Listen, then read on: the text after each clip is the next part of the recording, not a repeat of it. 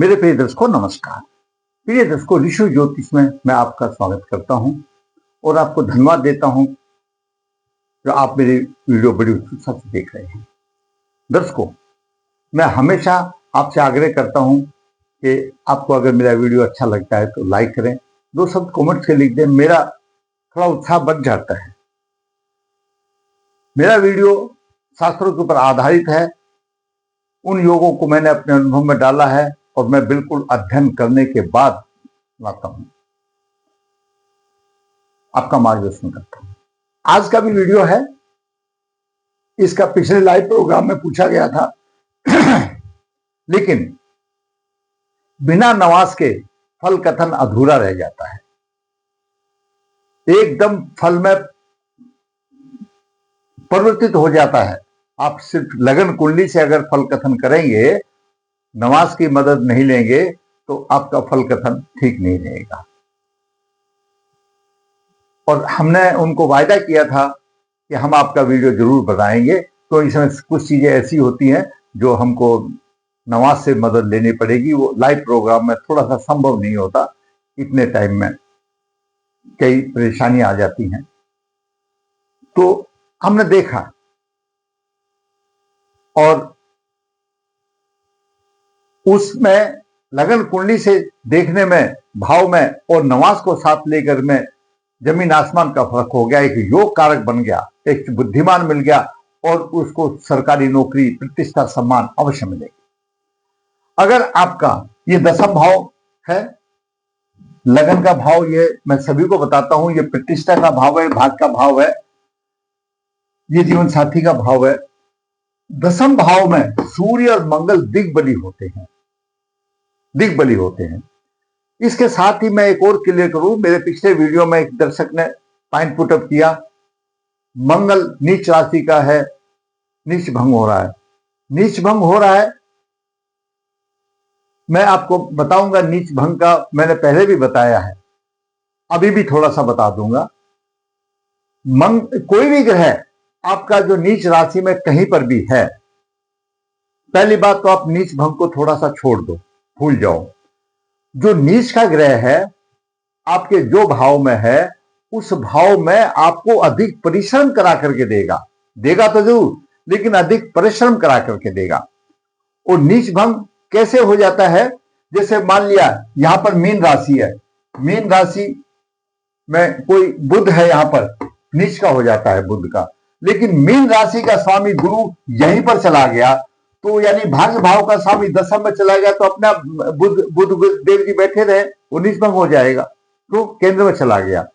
लेकिन बुध तो नीच का ही रहेगा ना, वो भाव के फल में नीच भंग हुआ ना। उस भाव में जो हानि कर रहा था बुध, नीच राशि में बैठ करके, उस राशि का स्वामी गुरु आपका केंद्र में आ गया, तो बुध तो नीचे रह गया और बुध के केंद्र में जाने से 9 भाव की पुष्टि हो गई। ये होता है नीच भंग। तो दर्शकों, योग देखिए, हमारी जो कितनी भी क्लासेस की बुक है, भृगु संहिता भी है, फलदेव का भी है, ये कहती है अगर मंगल कर्क राशि में हो, मंगल कर्क राशि में हो और उसको गुरु की दृष्टि हो, तो ऐसा जातक विख्यात बनेगा, राजमंत्री बनेगा, विद्वान बनेगा, परंतु उसको भोग विलास की तरफ उसकी थोड़ी सी रुचि नहीं होगी, क्यों? मंगल ब्रह्मचारी है। अच्छा बनेगा। तो अभी भी आप लोग कुछ देख रहे होंगे, मैंने खैर उनकी कुंडली का वो पता नहीं है कि कुछ जो हमारे राजनेता हैं वो उनके ऐसे ग्रह होंगे कि जिनकी शादी नहीं हुई है, ये हो सकता है, ये बात मानने वाली बात है। और मंगल 10वें भाव के लिए दिग्बली हो जाता है। कर्क राशि में नक्षत्र अश्लेषा आता है। अगर अश्लेषा नक्षत्र में मंगल है, मैं अश्लेषा नक्षत्र की बात बता रहा हूं, 10वें भाव में किसी की भी कुंडली में यहां पर अश्लेषा नक्षत्र में मंगल है, तो अश्लेषा नक्षत्र बुध का नक्षत्र है और मंगल दिग्बली है, ऐसा जातक विद्वान होगा, उसकी अच्छी आवाज होगी, सुरीली आवाज होगी, उसकी भाषा ऐसी होगी कि अपनी तरफ खींचने वाली होगी। लेकिन वो नीच राशि का तो हो जाता है। बाकी और जो मंगल की 2 राशियां हैं, अगर दसम भाव में कर्क राशि आएगी तो यहां पर वृश्चिक राशि आएगी, यहां पर मेष राशि आएगी। कुटुंब में और जीवन साथी के सुख में उसको परेशानी आएगी। यहां पर नीच राशि का मंगल होगा तो दसम भाव में बुध के नक्षत्र में है, आएगी, अच्छा होगा, प्रतिष्ठा मिलेगी। ऐसा हमारे जो इतिहासकार बताते हैं कि पार्स गायिका हुई थी सुरैया जी, उनकी कुंडली में भी ऐसा ही था, जिनके गाने अभी तक जो हमारी उम्र के हैं तो जरूर सुने होंगे या बच्चों ने सुने होंगे। तो ऐसा नहीं है कि नीच ग्रह फल नहीं देता, सिर्फ परिश्रम कराता है, अधिक परिश्रम कराता है, परेशान करता है, फल तो देता है। और फिर गुरु की दृष्टि हो तो उसको गुरु विख्यात बनाता है। फल दीपिका भी बताती है और भृगु संहिता भी बताती है, दोनों क्लासिक बुक को भी बताती है कि अगर नीच राशि का मंगल हो, कर्क राशि में मंगल हो, गुरु देखे तो उसको विद्वान बनाता है, दानी बनाता है, लेकिन उसको भोग विलास का सुख नहीं मिलता। दूसरी बात, वृषभ राशि में चंद्रमा उच्च का हो जाता है, अगर उसको गुरु देखे तो माता पिता का सुख मिलता है। इस कुंडली ने मोड़ क्यों लिया, हम जब बात करेंगे तो कुंडली का विचार करेंगे। अच्छी प्रतिष्ठा, सम्मान, सरकारी नौकरी, कुटुंब एवं दाम्पत्य सुख में परेशानी। जातक का जन्म 1 मई 1995 शुक्ल पक्ष 2 कृत्तिका चरण 4 सोमवार को हुआ 7:30 बजे। कृत्तिका चरण नक्षत्र अपने आप में ऐसा है कि जातक बुद्धिमान होता है, हर परिस्थिति में वो ढलने वाला होता है, चतुर और चालाक होता है। लगन के समय पर तुला लगन हुआ 25 डिग्री, राहु 11 डिग्री 35 मिनट लेकर बैठा हो, द्वितीय भाव में गुरु 20 डिग्री 13 मिनट लेकर बैठा हो, पंचम भाव में शनि अपनी राशि में 27 डिग्री लेकर बैठा हुआ है। लग्ने शुक्र उच्च राशि में है, यहां पर लग्ने शुक्र उच्च राशि में है, उच्च राशि में 17 डिग्री 34 मिनट लेकर के बैठा हुआ है। ध्यान देने वाली बात यह भी है दर्शकों, मैं यही बताता चलूं, समय भी कम बचेगा। गुरु की पंचम दृष्टि शुक्र पर है, उच्च राशि पर है।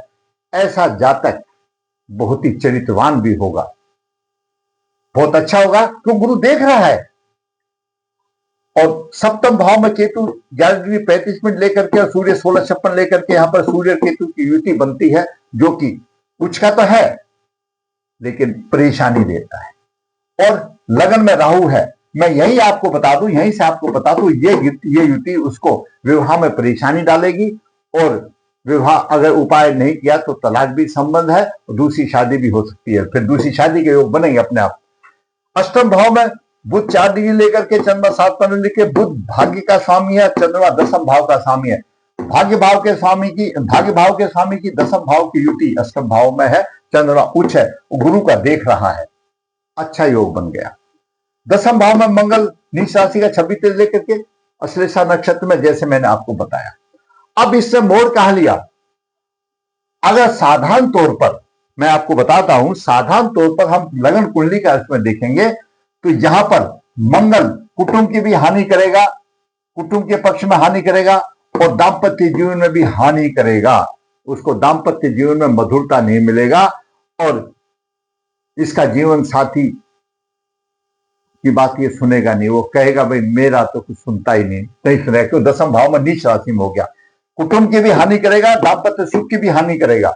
दसम भाव की हानि नहीं करेगा, दसम भाव में वो परिश्रम कराएगा आपको। यहां पर नीच का मंगल है, दसम भाव में परिश्रम कराएगा। हालांकि नीच भंग हो रहा है कि गुरु देख रहा है उच्च दृष्टि से, तो मंगल का तो औचित्य नहीं रहेगा, और उसको और गुरु का बल मिल गया। क्यों, गुरु की उच्च राशि में मंगल है और उसको गुरु और ऊपर उठा रहा है, वो बात अलग है। अगर गुरु यहां नहीं भी देखता तो भी परिश्रम अधिक कराता। दूसरी तरफ कर्क राशि का चंद्रमा उच्च राशि में है, यहां पर सोने पे सोना क्या हो गया कि पुष्कर नवास में चंद्रमा आ गया। जब चंद्रमा पुष्कर नवास में आ गया तो वारे के न्यारे हो गए। क्यों, साधारण तौर पर अगर दसम भाव का स्वामी अष्टम भाव में हो तो हम ये बताते हैं, अभी भी बताता हूं, कि ऐसे जातक के पूर्व जन्म में जो कर्म थे वो अशुभ थे, जो दसम भाव का स्वामी अष्टम में आया, क्यों उसको कुछ फल नहीं मिलता। शनि होता है तो तीसरी दृष्टि से देख भी लेता है अपने भाव को, और शनि अदर देन शनि के कोई भी ग्रह होगा तो दसम भाव अष्टम में होने से उसकी कोई दृष्टि नहीं होती है। शनिदेव कुछ होता है तो क्यों तीसरी दृष्टि आ जाती है। तो अगर साधारण तौर पर देखें तो दसम भाव का स्वामी अष्टम में आ गया तो कोई सुख नहीं मिलता। लेकिन चंद्रमा उसमें पुष्कर नवास में आ गया।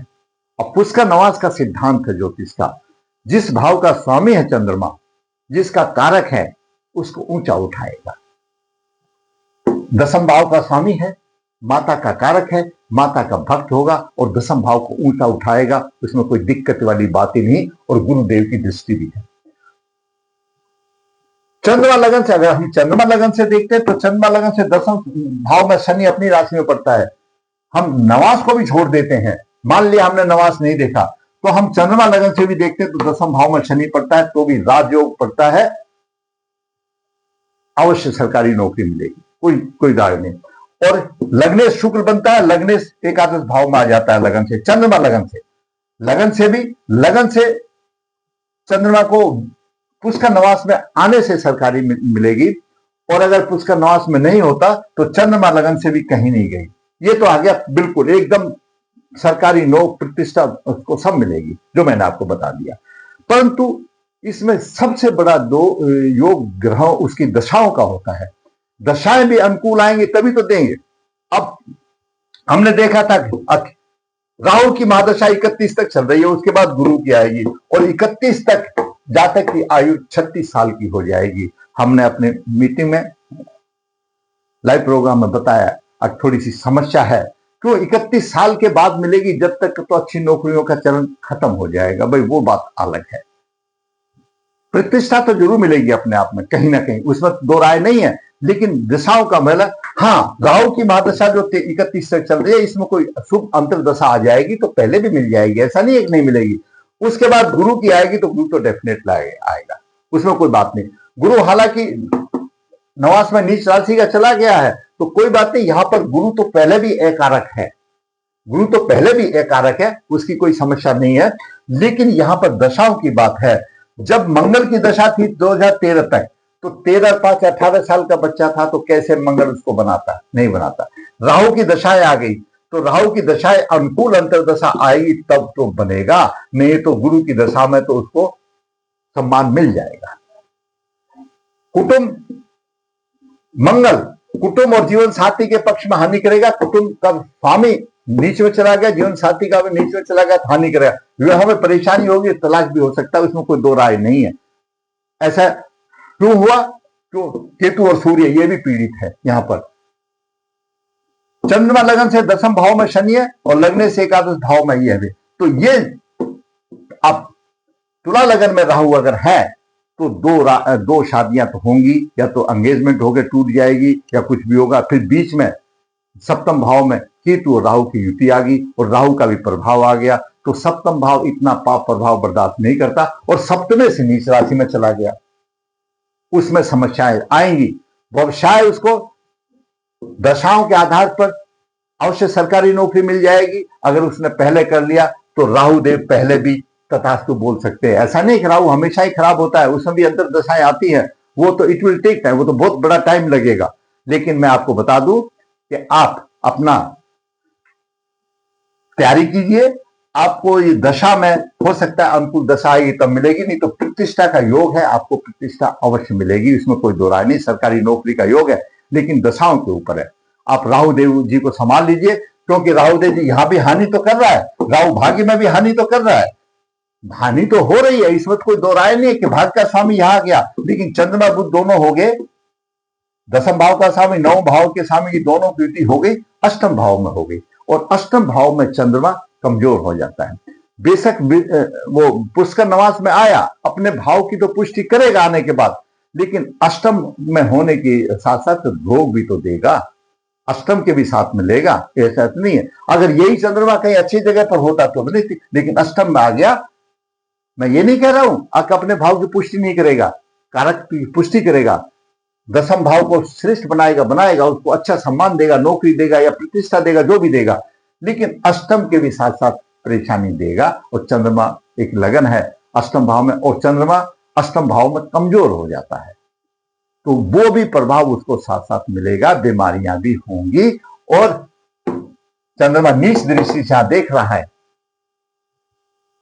तो जब चंद्रमा यहां नीच दृष्टि से कुटुंब भाव को देखेगा तो गुरु उसमें कुछ नहीं कर सकता, क्यों? चंद्रमा युवराज है, जहां चंद्रमा शुभ फल देगा, अगर गुरु अशुभ देना चाहेगा तो वो भी नहीं हो सकता। जहां चंद्रमा अशुभ फल देगा, गुरु शुभ दे दिया जाएगा तो भी नहीं हो सकता, कि वो जो राज है, मैंने आपको पहले भी कई बार बताया, ये सुपरलेटेड होता है। तो कुटुंब की ये भी हानि करेगा, खर्चे की ये भी हानि करेगा। लेकिन सरकारी नौकरी और अच्छी प्रतिष्ठा का योग है, बिल्कुल मिलेगा, कोई नहीं। और पुष्कर नवास, और खास विष नवास में कोई ग्रह नहीं है भाई, कोई ग्रह नहीं है विष नवास में, कोई भी ग्रह नहीं है।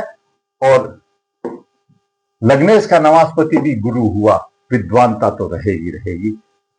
तो मैंने एक छोटे से वीडियो में जो पिन पॉइंट पर था, एक 5-10 का वीडियो बना करके ये पिछले लाइव प्रोग्राम में आया था।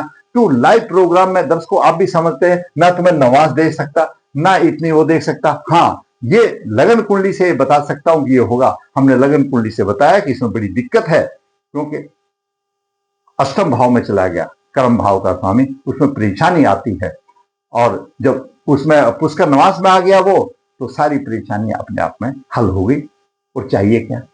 आपको मेरा वीडियो अच्छा लगा तो लाइक करें, शेयर करें, और जिसने चैनल सब्सक्राइब नहीं सब्सक्राइब, ताकि आने वाले भी अपडेट आपको शीघ्र मिले। धन्यवाद।